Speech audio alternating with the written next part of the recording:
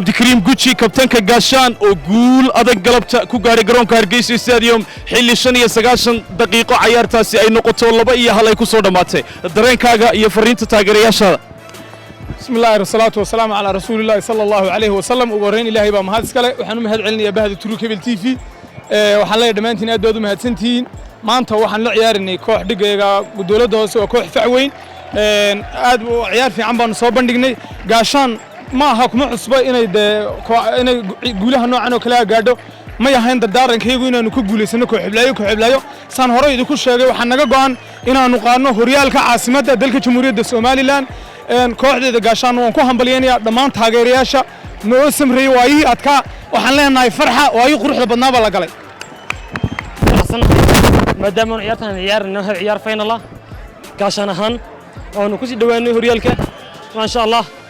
maadaama uu bedel ku soo galay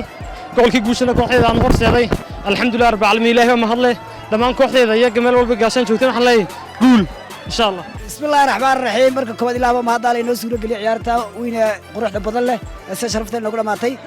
raxmaadka ilaahay noo shubay marka labaadna waxaan u mahadnaqayaa TV-ga caalamiga ah Cable TV maanta kulay aad baan u faraxsanahay koox weyn oo dhigayga la ciyaareynay waxaan soo ciyaarnay kulay maajaj horo badan hore waa lagu guuleysan jiray laakiin markii maajku ugu horeeyay liiga ay naga guuleysteen kulay team laba team waa bareejo waa guul daro iyo weyn ay kooxdu hesho kulay macallinkayga weynaa baan la ciyaarayay ana ardaygiisi baan ahaa kulay macallin ardaygooda ciyaarayay kulay ardaygiiba ma tabadiyay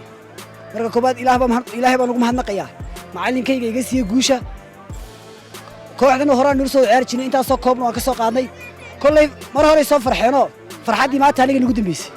marka ilaahay baa noo suuro galiyay farxadda iyo reereynta iyo nimcada iyo roobka lagu ciyaaray marka macallinkayga waxaan leeyahay maanta waa maalinteedii iyo farxad waliba waxa noogu qiimo badan tahay iyo koo liiga hogaaminay aanu ku soo celinay darajadayda agteeda keenay waa farxad labaad marka insha Allah bismillaah kariim marka dambe guul kale aanu ku sii guushan guula kale ka waaweyn u baahanahay insha Allah inaanu guuleysano oo tartanka ku guuleysano ayaanu ku rajawnaa insha Allah bismillaah kariim wassalaamu alaykum waraxmatullahi wabarakaatuh bismillaah walhamdulillah wassalatu wassalamu ala rasuulillah ilaahay baa mahadle